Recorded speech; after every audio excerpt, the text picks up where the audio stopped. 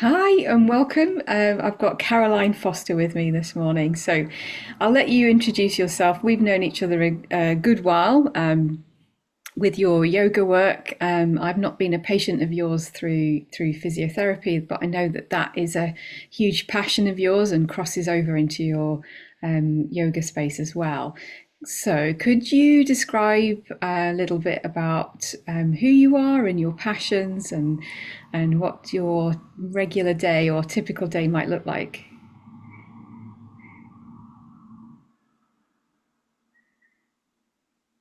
45, that's really relevant that I am in midlife stage myself. Um, I've got 5 children, so life is quite busy, and I also have a yoga studio here in East Linton. So I'm a yoga teacher. I am a chartered physiotherapist, and I spent 20 years working in the NHS as a physio. Um, I also am trained in Reiki, so I do Reiki courses and treatments. I work a lot with breath work, breath therapy with people. And what else do I do? That's about it, really. But yeah, really, I I kind of bring all these strands together, and really, what yoga has taught me has really informed my physiotherapy practice a huge amount in these last few years because um, physio world can be quite sort of mechanical, muscles, joints, bones, tissues, and the way that we move and our strength and our mobility and stuff, which is obviously super important. But what the yoga aspect of my work has brought in is that we're actually whole, integrated beings with thoughts and feelings and emotions and past histories and trauma and hopes and fears and the whole thing. Um, and yeah, and just to look at people in a very holistic way. So when I do a physio assessment, I ask people a lot about what's going on in their lives and things from the past. And I also do things like look at the way somebody's breathing because the way that we breathe is like a real mirror of our nervous system. So that can give us a lot of information about the sort of person as a whole and all the systems interacting. Yeah, so that's what I do. I do a lot of mind body connection work, and yeah, trying to help people in a really holistic way and from a place of real kind of compassion and empathy and kindness. I hope as well. That's what I do. Yeah, I would say that's a fair description. Having known you a while, and it fits into what we might call a biopsychosocial model, which again is a bit clinical. And I know we're trying to just navigate a little bit away from everything being clinical, but that might be a term that people can pick up on. Standardizing that practice of looking at the whole person and not just the problem. Yeah. And I think, yeah, I mean, I like the term holistic, but yeah, I think person centered. Um, the biopsychosocial model is definitely coming more and more into the NHS. I would say that actually they can sometimes copy the game, but still, like the NHS will quite often break us down into different parts. So if you've got a problem with your back, you go and see a back person, orthopedic person. If you've got a problem with your mood,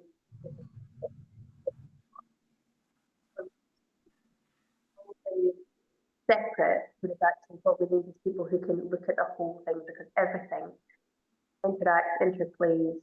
You can't actually separate one thing out and take it. So yeah, that's really the way that I like to work. Yeah, that makes a whole lot of sense. It really does. Um, I've, I want to chat to you about issues that we might face as we go through midlife and menopause. Also, 45, soon to be 46. I've had shoulder issues, I've had knee issues in the past.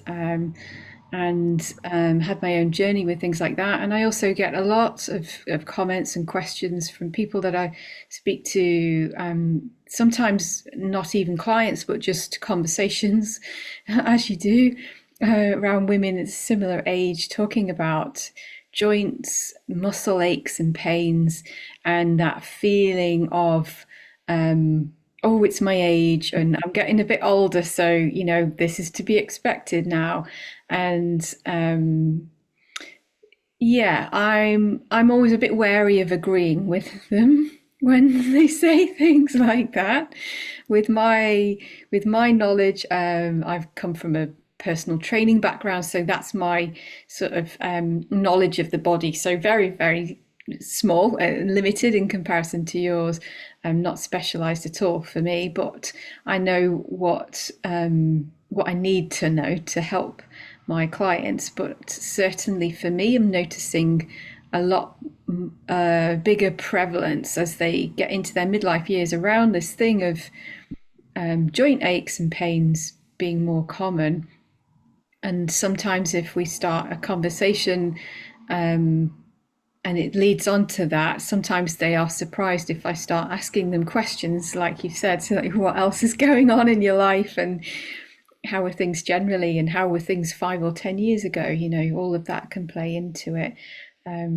Have you noticed patterns or similarities between your female clients, things like that? Anything that you could share with us?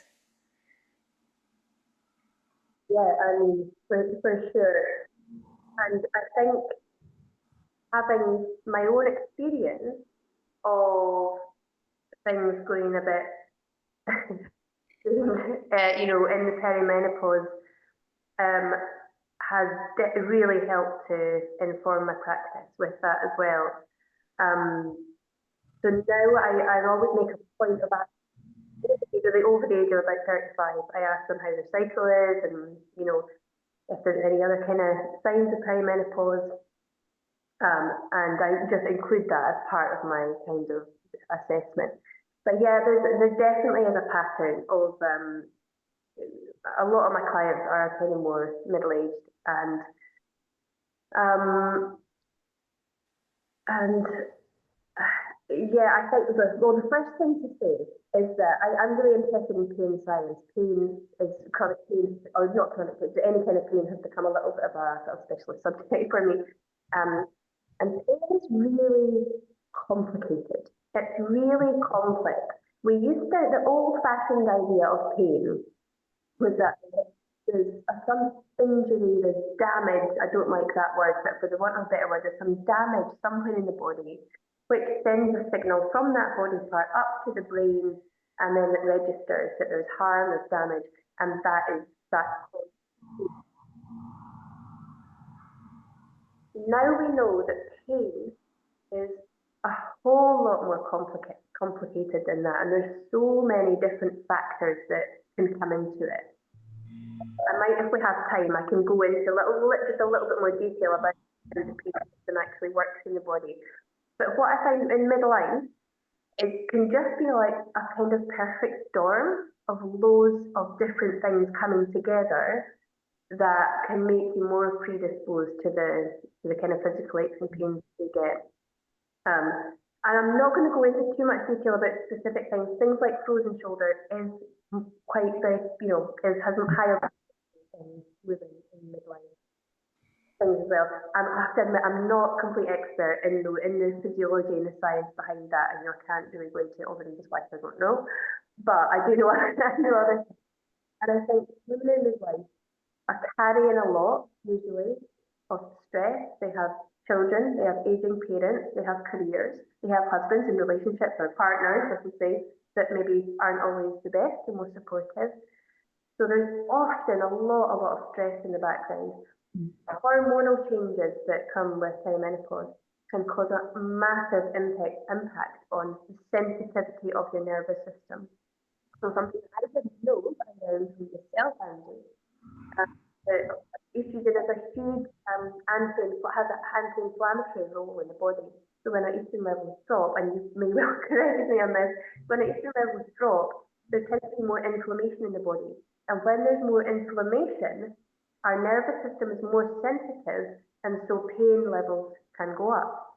And other things that cause inflammation in the body is things like our diet, alcohol, processed foods. And again, I think it's maybe, I'm totally generalising here, but the kind of wine o'clock and, alcohol in kind of midlife, I think is like an issue for a Mm. lot of people get into the habit of a glass of wine every night and then that just kind of stays. Yeah. So there's so many different factors that come into it, as well as things like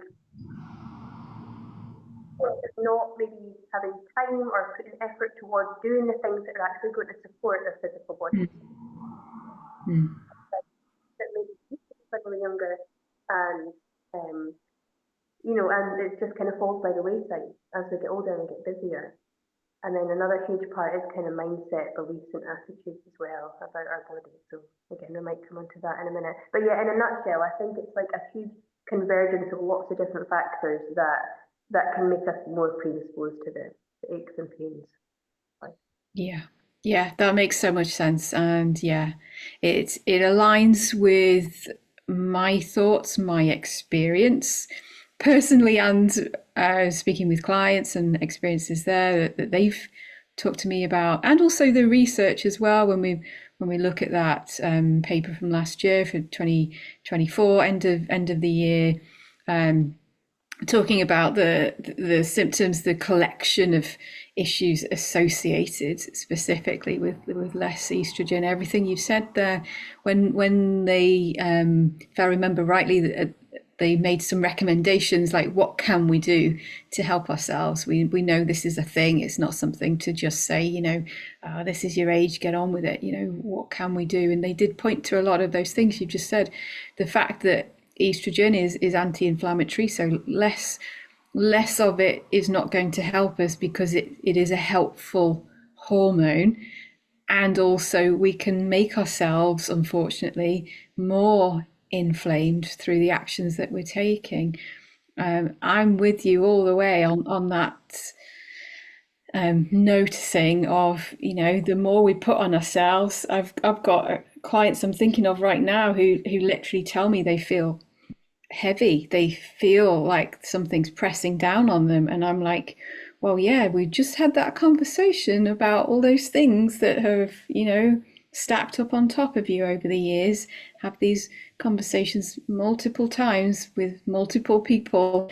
No wonder, yeah, that things are, struggling a bit from the neck down. It's not just in your head, it can be back, it can be knees, shoulder, all sorts of things, can't it? Yeah, it does make complete sense that it's not just the the hormones, it's the compounding effect. But yeah, hormones have a, we know, don't we? They have a huge effect. So yeah, we've talked about, you mentioned there some of the things that we are in control of. So we've got food choices that we can make that can be anti-inflammatory, that can put some coins back in the bank to help us with that anti-inflammatory response that we can naturally encourage.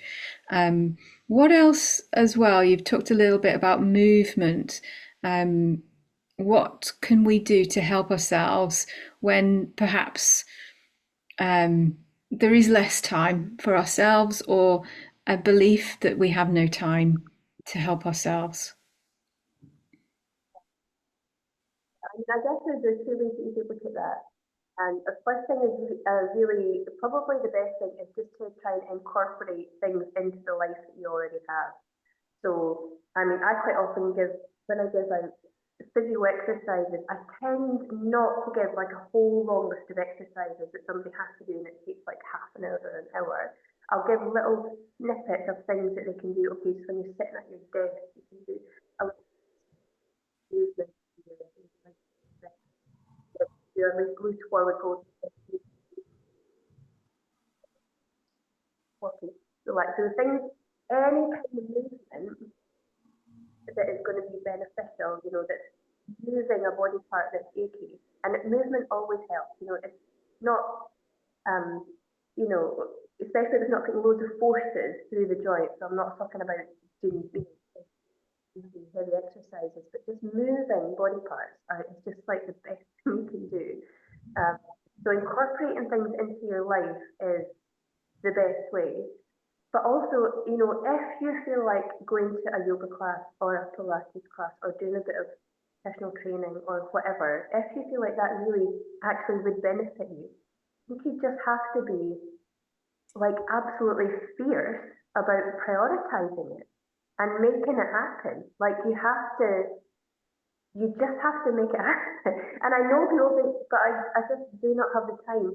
Mm. But I think that is often just a story that we tell ourselves. And like, so for example, myself, I recently, I mean, I do a lot of activity. I teach yoga classes. I'm all, I move a lot. But something that I really love is netball. Mm. I've recently just gone back to playing netball. Um, Even though I have 5 children, I'm the main earner for my family. It's a full-time yoga studio. And it has been a battle, let me tell you, it's been a battle to try and carve out this time for myself to get back to netball.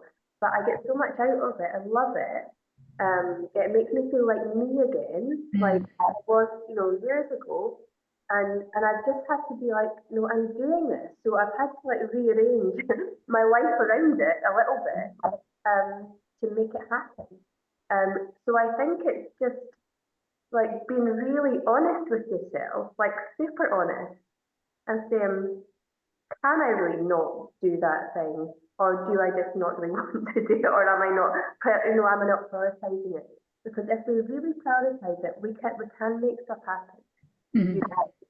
And otherwise, it's just incorporation of things into our lives. Yeah, so yeah, a bit of honesty, a bit of raw, true, brutal honesty with ourselves, I think, is often needed. Yeah, I like that phrase of fiercely going towards what we want and protecting that energy, that space to be able to do it. Um, it reminds me of a few people, or quite a few people who've wanted to do X, Y, and Z, and they've talked to me about the plan that they've had, and then it's kind of fallen by the wayside because they've kind of gone all in on it, and they think that they have to do that thing, 5 or 6 times a week for it to be helpful. And then we've tried to scale things back a little bit so it's a bit more manageable. Yeah, so we don't have to, dive right into it, do we, to get the benefits? And even, I do like classes, obviously I teach yoga classes. I like classes because they give a person that real protected time and space to focus on whatever it is in yoga. It's a lot of mindfulness, awareness, body awareness, and it just gives you that time away from the family, away from the house, away from work to really focus on yourself.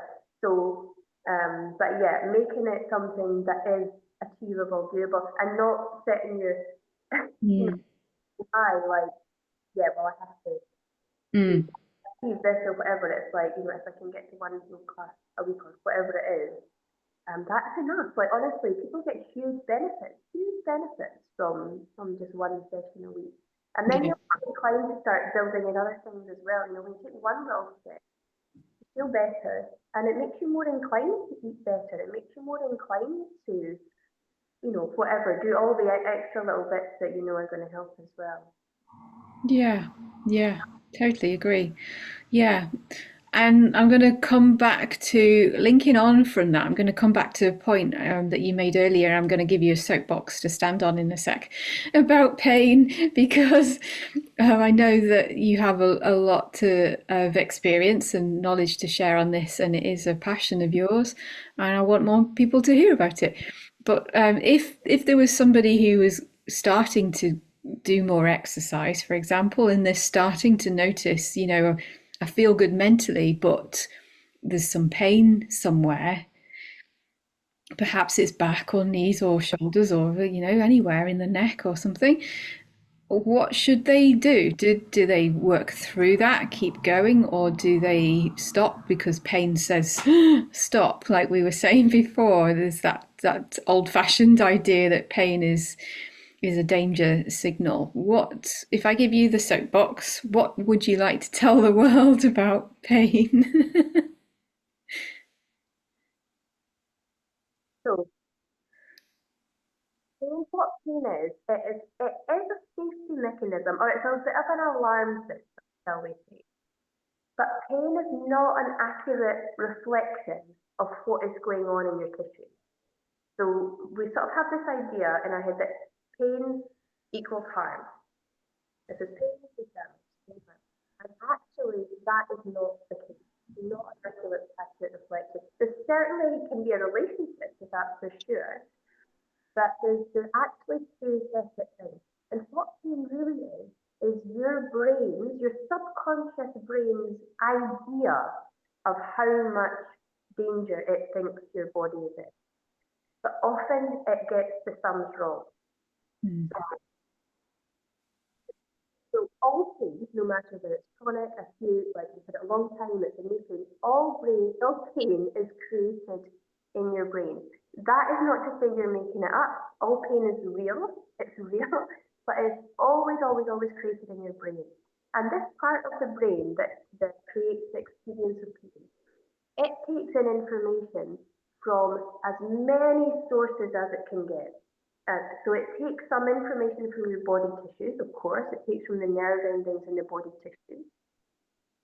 But it also takes information from your eyes. It takes information from your memory, your thoughts, your past experiences. It takes information maybe from things that you believe to be true about your body or about how bodies work. It takes information from your breath, the way that you're breathing, from how your gut's feeling. It takes information from all different kinds of places. And then it does this big calculation, right? And then it thinks, okay, I think that she is in this much danger, so I'm going to create this much pain. Um, so there's lots of examples I could give you to demonstrate that. But what that means is sometimes there can be a situation where we might have a fairly minor injury, or might not even be an injury at all, to be honest. It might not even be an injury. But because of all the other input to that part in the brain, our brain thinks that we're in danger and Mm. sends out an alarm signal. Yeah. Um, and also there can be times where you might look objectively, say for example, if somebody has an x-ray for some other reason completely, and then you notice that maybe, the spine, is a lot of changes in the spine. But then the person has no back pain whatsoever because, um, well, just because they don't, because it's because of this idea of it not being reflective of what's going on in the body. Mm. So, for example, if you've had injuries in the past, or if you've been told by a health professional that such and such is damaged, or there's wear and tear, or there's, or if you have this idea, and this is slightly coming on to the other topic, if you have this idea that the body is like a machine, and that as we get older, things just start kind of breaking and wearing Yep. out, and bits just like start dropping off. If Mm. that's your idea of how your body works, that is going to be, those thoughts and beliefs are going to be inputting to your pain center. Mm. And so then any discomfort that comes up when you do something new, maybe, which you would imagine, and when you do something new, it is like a bit like, oh, the nervous system's like, oh, what's that? What's she doing? What's going on? And there might be a bit of input. But if you've got an idea that pain equals harm and that things get worse as, just wear out as we get older, that input into the brain subconsciously will affect your pain level, and it will probably give you a bigger experience of pain. Mm. And the real message I always try and get across to people is that your body is much more resilient, adaptable, strong, capable than we often believe. And it doesn't have to wear out as we get older. That's kind of it's a belief, actually. It's a Mm. belief. And, um, Mm. and our body, ourselves and our body listen to our thoughts. So, yeah, I really like to try and empower people and to help them to the body that actually it might be stronger than we think it is, and it's much more capable of adapting to what we're asking it to do um, than we give it credit for. I don't think that answered your question, Angie. I think that was a terrible, convoluted Oh answer. no, I think that does answer the question, and it picks up on that idea of belief and midlife. Historically, I think it is changing, but we both grew up in the 80s. You know, it was a time of being, you know, you're either active or you're lazy. You know, your worth came from doing rather than being, and that idea of that kind of time limit and lifespan of our value being related to how old we are, because if you can't do at the same rate as people a bit younger than you, then you are less valuable to the world, and that's a very Western way of thinking. But I think that's on the change, but I think it's going to take some time, a long time, for that to really be changed. But I think the idea of pain also plays into that narrative, and things kind of having a shelf life in our body. You know, this is to be expected. You're this age now. You know, take a step back, slow down. And I think for some people it can be helpful to change how they're doing things and slow down a bit on some things, or perhaps even decide, no, I'm not going to do that, I'm going to do this, and that's new, and that doesn't fit who I want to be anymore. And I see that happen quite a bit with different patterns of movement and exercise and lifestyle. Um, and and then when we try something new, it can feel, like you said, it can feel, oh, this is different, and then the discomfort or the stiffness or whatever it might be can then sometimes be, is that pain, is that discomfort, is that difficult, or is that something I shouldn't be doing? Maybe I just need to practice a bit more, or back off. And there's that wariness. We don't see that so much when we're in our 20s, certainly not in our teenage years. You play and you find out your limits, but when we're older, we're taught to back off. And I think that's really not just sad, but it's doing us a disservice, when we've got, if this really is midlife, if we are 45 and at midlife and we have a whole other half of life to get through, I don't want to be backing off things.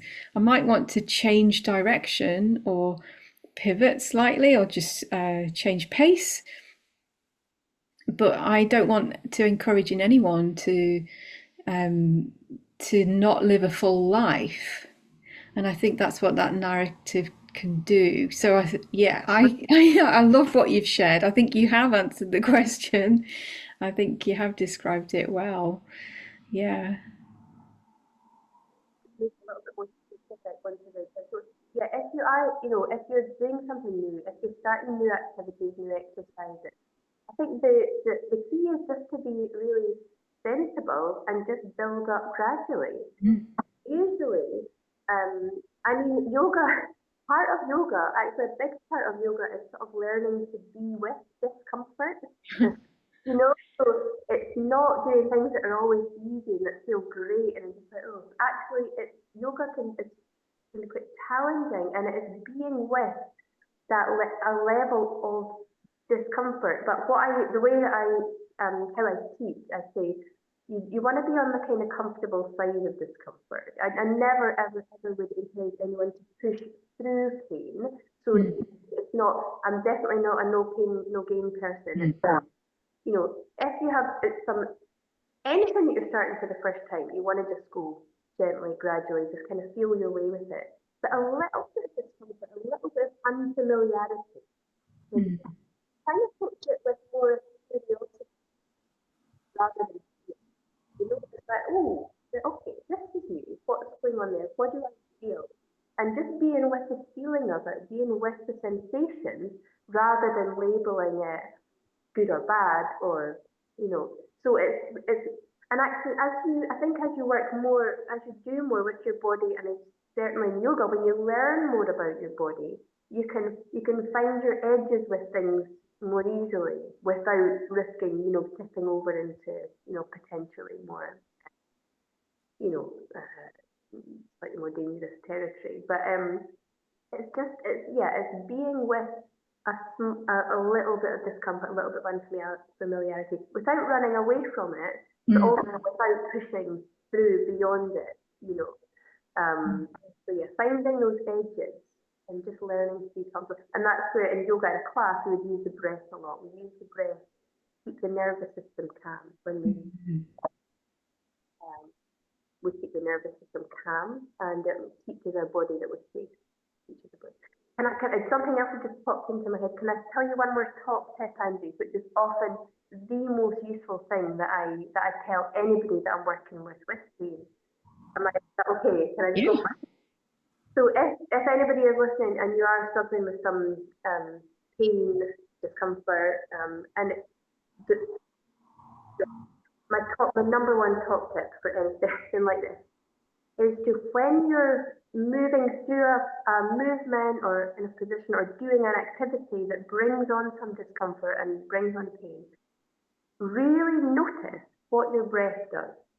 Because more often than not, you will find that either you're holding your breath or you're taking a sharp intake of breath. And what that does, it puts the nervous system on red alert. It sort of puts your nervous system on edge whenever you're holding your breath or that sharp intake, and we tense up our body as well. So the most helpful thing that I tell my clients is, if that happens, if you notice that happens, just breathe. Just breathe through those uncomfortable movements. So if, for example, I don't know, every time you bend down to your lowest cupboard to get a paw out of it, your knees hurt, and you notice that you're tense and bracing and holding your breath, just try it, but breathing. And you can even say to yourself, okay, I know this is a bit uncomfortable, but I'm safe. You can tell yourself these things, because what the breath does, it's feeding back up to your brain. Oh, I'm safe. The body, it's a bit uncomfortable, it's safe.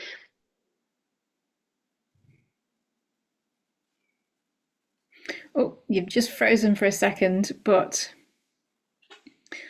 If you good, I'll let you carry on. Yes, talking about safety and breathing through it to create that message to the body to tell the brain that you are safe.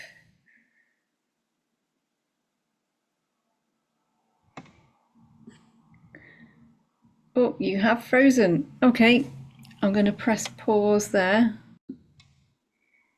yes, I think where we got to there is, if you are genuinely worried about something, the reassurance that you'll get from seeing a trusted health professional will do wonders. Honestly, the biggest thing that I do for my clients is to reassure them. If there is anything I genuinely worried about, I refer them on for further investigation. And if it's something that I'm not worried about, and I know will get better with time and just creating the right conditions, reassurance is the best thing I can do for someone.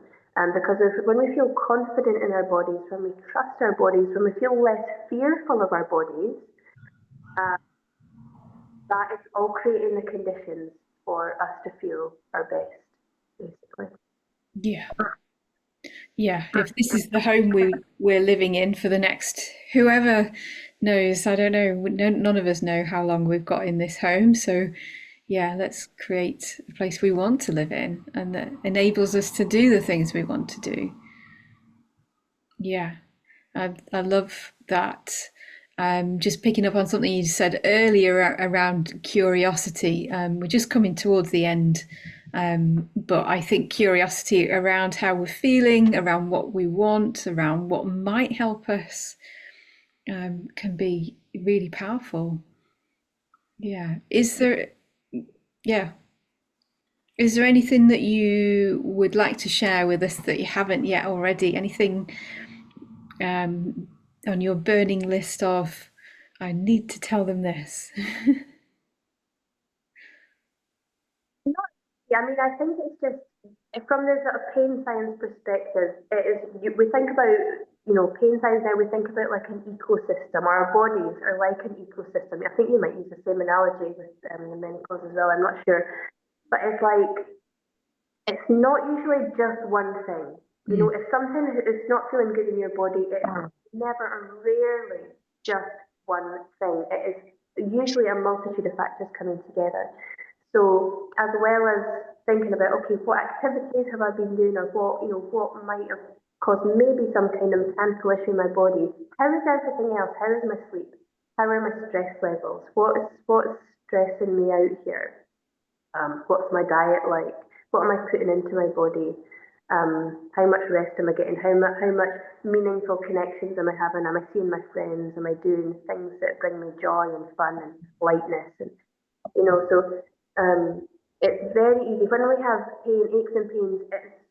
We tend to really zoom in Mm. on it's my knee. There's something at my knee, and I'm just focusing on that knee. Mm. Natural and understandable, but usually it's super helpful to really zoom out and see the whole picture of our whole body ecosystem, but also further our thoughts, our attitudes and beliefs, feelings, emotions, and stress levels, and also our wider social sort of um, our connections with other people and our place in society and everything like that, our job and everything. It all comes into it. It all plays a part in giving us whatever experience we're having in our bodies. Um, yeah, coming back to holistic. Yeah. Yeah, that's lovely. It is a very it's a what you've described is almost my whole woman wellness method. You're very close to describing that, and you're very close to describing a very personal experience I had a couple of years ago when my dad had just gone into hospital. And my mum was had reached her limit of coping. My dad was very unwell. He went into hospital full time. He never really recovered from that. And a few weeks after that, I had some very severe pain in my pelvis, in my lower back, and I couldn't run. I could barely walk for a week. And yeah, it all happened at the same time, and it was no surprise to the professionals that I reached out to when I explained the situation, and I did recover, and it was okay, but it was a whole process of recovery, not just looking at what was going on structurally. So yeah, it was an approach that I take to all areas of life, all areas of menopause, and it's lovely to see that we're on the same page with that. Thank you. And thank you for sharing. For those of people who are watching and listening locally in East Lothian, or perhaps people who want to learn more about what you do, or perhaps come to one of your classes, do you have things that you can share with us that you've got going on at the moment?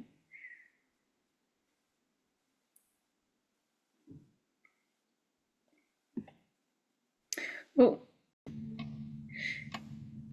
Okay, so locally I have an in-person 6 week course for brand new beginners to yoga. I run these a couple of times a year.